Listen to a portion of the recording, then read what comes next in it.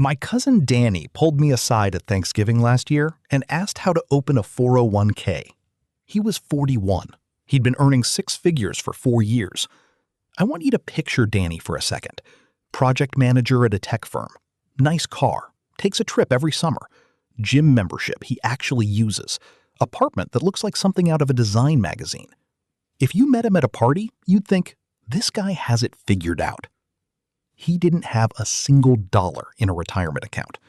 Not because he was reckless, not because he was bad with money. Danny is one of the most careful spenders I know. He researches every purchase, compares prices. He'd never just throw money away. But somehow, despite earning well for nearly 2 decades, he had almost nothing saved. And when I started asking questions, I realized exactly what happened. It wasn't a mistake he made. It was a trap he walked into. The same trap his parents walked into before him.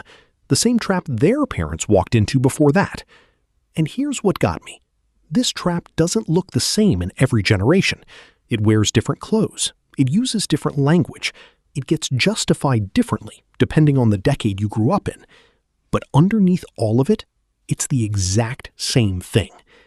In this video, I'm going to walk you through 4 generations, 4 completely different financial realities, and show you how each one fell into the exact same trap without ever realizing it. And by the end, you'll know exactly which version of the trap you're in and the one move that gets you out of it. Because the first step out of any trap is being able to see it.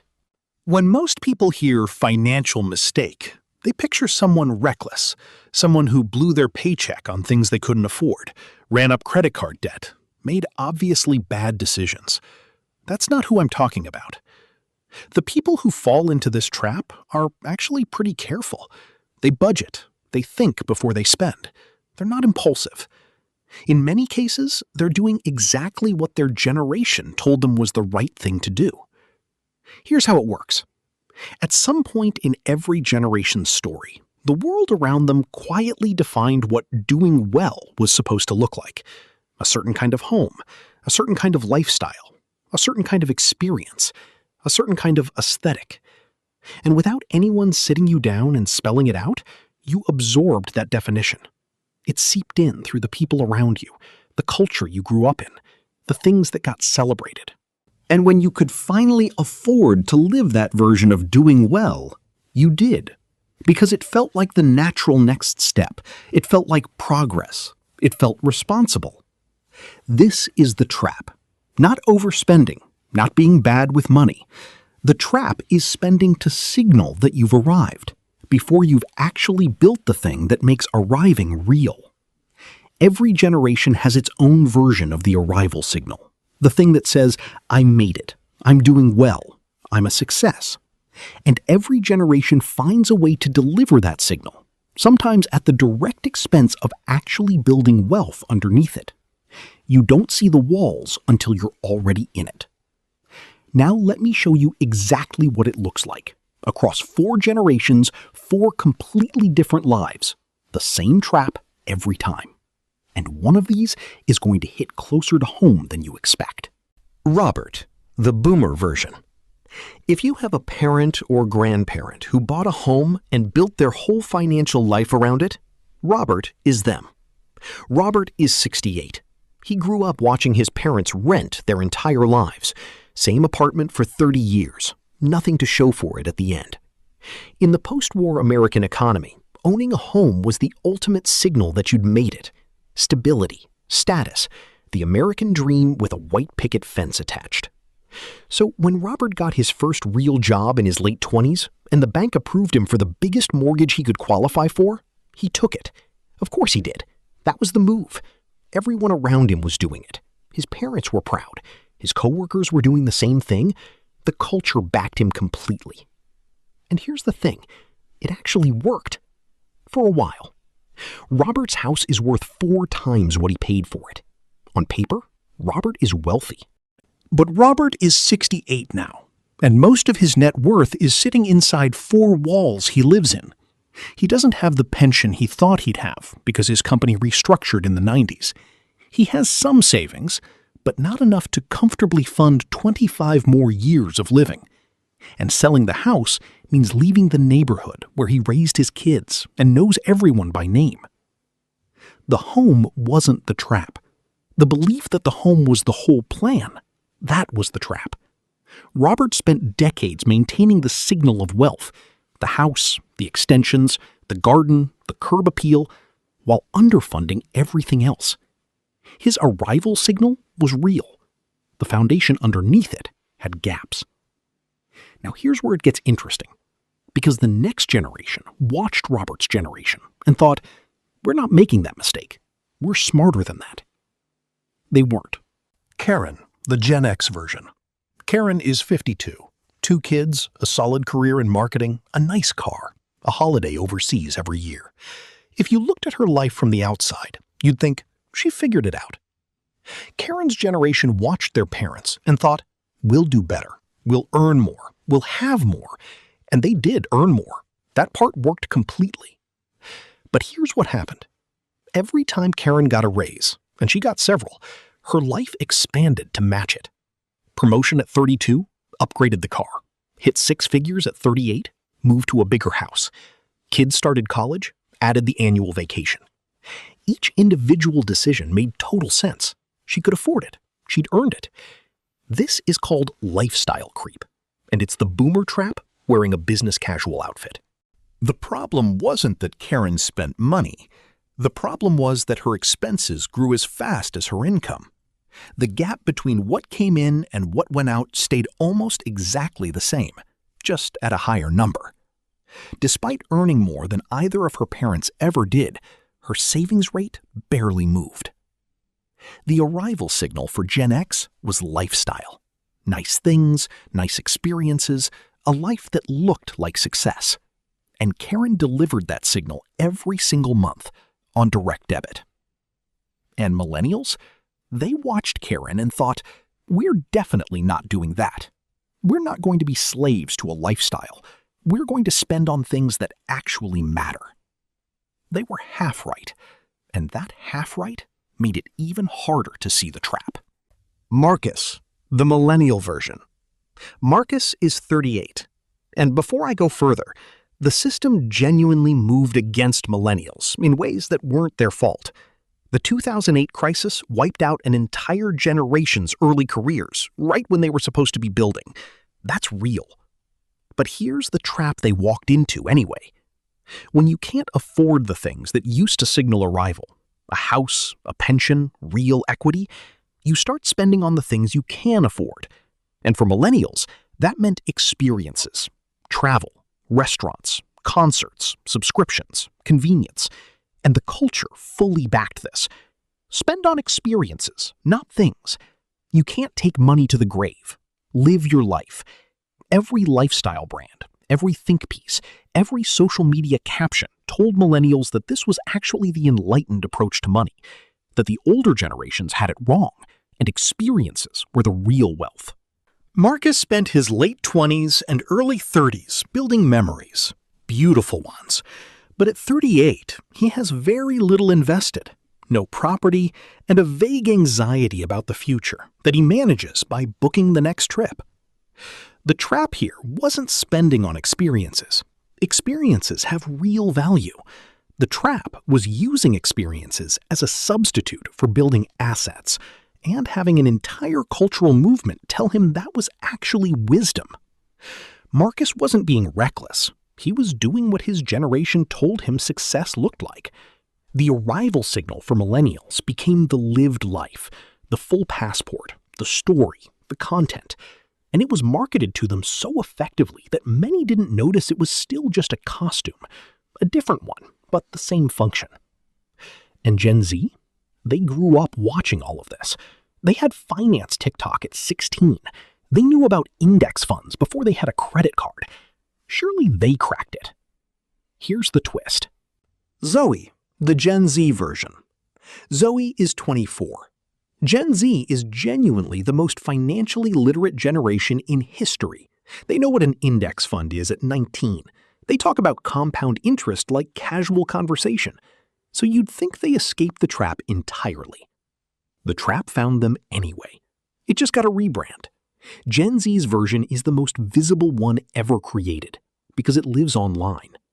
The arrival signal for Gen Z isn't a house or a lifestyle or a stamp-filled passport. It's an aesthetic. It's the fit, the tech setup, the apartment that looks good on camera. The brands that communicate, I have taste, I have money, I have arrived, to an audience of thousands. And here's the cruel twist. Zoe is also investing. She puts money into a brokerage account every month. She's proud of it. She should be. That's a real start. But she's also spending significantly more every month on things whose primary function is how they look on her feed. The trap for Gen Z isn't ignorance, it's performance. They know the right language, but sometimes use it to perform wealth rather than build it. Posting about investing while the actual numbers stay small. Talking about financial freedom while the spending habits quietly contradict it. Zoe isn't doomed, not even close. She's 24, and she's already ahead of where most people her age have ever been. But the trap is there, set and waiting. And it's the same trap it's always been, just wearing a ring light and a carefully chosen background. 4 people, 4 decades, 1 trap. The question nobody ever asks is, why does this keep happening? Why doesn't each generation just learn from the one before it? The answer surprised me. It comes down to 3 things. First, the signal changes, so you don't recognize the trap. Robert's arrival signal was a house. Karen's was lifestyle. Marcus's was experiences. Zoe's is aesthetic. Each generation looks at the previous one and thinks, I'm not making that mistake. I'm spending on things that actually matter. But they've just traded one costume for another. The underlying pattern stays exactly the same. It just disguises itself so effectively that each generation thinks they've cracked something the previous one missed. Second, the signal always gets cultural backing. Whatever your generation's arrival signal is, the culture reinforces it completely. Every advertisement, every social circle, every piece of media tells you this is what a well-lived life looks like. And when you can afford it, why would you stop? Stopping feels like punishing yourself for your own success. Third, the cost is invisible until it's too late. Robert didn't wake up one day and decide to underfund his retirement. He made 100 small, reasonable decisions over 30 years. Each one made sense in the moment. The compound cost of all of them is what he's dealing with now. And by the time the cost becomes visible, when retirement is close, when the math stops working, the habit is deeply embedded. And here's the good news. Because every generation also has people who saw the trap and stepped around it. And what they did is simpler than you'd expect. They separated the signal from the substance. They decided, consciously, deliberately, that they were willing to look less wealthy than they actually were, so that their actual wealth could grow faster. They delayed the costume. Older car, smaller apartment, fewer trips. And they put the difference somewhere that compounded. It's not complicated, but it runs completely against every social instinct we have, which is why even smart, financially aware people fall into the trap. Here's what it looks like for each person, and pay attention to yours. Robert's version. Keep the house, it's a good asset, but also max out the 401k aggressively from year 1. Not all in on one asset class. One house plus a real retirement account. Not either or. But Karen's version is sneakier, because it happens so gradually that it feels like progress the entire time. Karen's version. Pick one lifestyle upgrade per raise. Bank the other half, every single time, without negotiating with yourself. If the raise is $15,000, live on $7,500 more and save the rest. Let the income growth finally outpace the lifestyle growth. Marcus's version is different again, because the whole culture told him he was doing the right thing. Marcus's version. 1 big trip a year, not 4.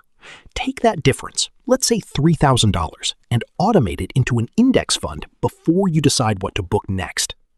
Over 10 years at a 7% average return, that's over $50,000. Not instead of living, just instead of living at full volume all the time. And Zoe's version? This is the one I want you to pay the most attention to, because the math here is unlike anything else. This one is the most powerful of all four, because Zoe has something none of the others had: time. The difference between investing $200 a month starting at $24 versus starting at $34 is not $24,000. It's over $100,000. Compound interest doesn't care what your apartment looks like. Make the actual number the thing you build, not the look of the number. The rule is this: assets first, lifestyle second. Not forever, not as punishment, just until the assets are doing enough work that the lifestyle is genuinely paid for. Now, which one is yours? Because that's what the next part is about. Here's where this gets personal. Most people I talk to who are in the Marcus version don't even realize it. They think they've made a conscious choice. And in a way, they have. They just didn't realize the culture was making it with them. They genuinely believe experiences are the enlightened approach, that they figured out something the previous generations missed. And that belief is exactly what makes it so hard to walk away from. So here's the question I want you to sit with. Not to feel bad, just to name it. Which version of the trap are you in right now? Is it the Robert version? Most of your net worth is tied up in one asset while everything else is underfunded? Is it the Karen version? Your income has grown significantly, but so has your lifestyle, and the gap between what comes in and what gets saved hasn't really changed. Is it the Marcus version, spending on experiences and telling yourself that's the wise approach, but the actual investment account is smaller than it should be? Is it the Zoe version, financially aware, know the language, maybe even investing something, but the spending habits quietly contradict the financial freedom you talk about? None of these make you a bad person. They make you human. They make you someone who did what their generation told them success looked like. But you can't fix what you haven't named. My cousin Danny opened his 401k 2 months after that Thanksgiving conversation. He's 41. He's not where he'd be if he'd started at 25, but he's going to be okay because he finally saw the trap he was in. That's the thing about this. It's not about the generation you're born into. It's about the moment you decide to separate the signal from the substance. The moment you decide that you're willing to look a little less arrived so that you can actually get there. Every generation prioritized looking arrived over being arrived. You don't have to do that. Drop in the comments which version of the trap you're in: Robert, Karen, Marcus, or Zoe. Not to be judged, genuinely. Because the first step out of any trap is being able to name it out loud, and I read every single comment. If this hit close to home, a like helps this reach more people who need to hear it. And if you want to keep going, subscribe. Next video, I'm breaking down the exact steps to actually get out of whichever version of the trap you're in. You're not going to want to miss it. I'm Buck. I'll see you in the next one.